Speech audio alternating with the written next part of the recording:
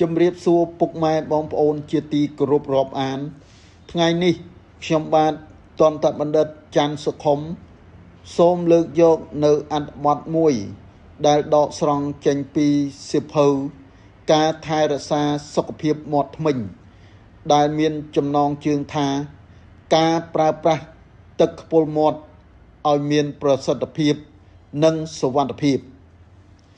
ទឹកខ្ពុលមាត់ឬហៅម្យ៉ាងទៀតថាទឹកលាងសម្អាតមាត់គឺជាសារធាតុរាវដែលប្រើសម្រាប់កម្ចាត់បាក់តេរីកាត់បន្ថយស្នាមធ្មេញការពារជំងឺរលាកអញ្ចាញធ្មេញរោគពុកធ្មេញកាត់បន្ថយស្រាវសង្គានិងបំបត្តិក្លិនមាត់មិនល្អ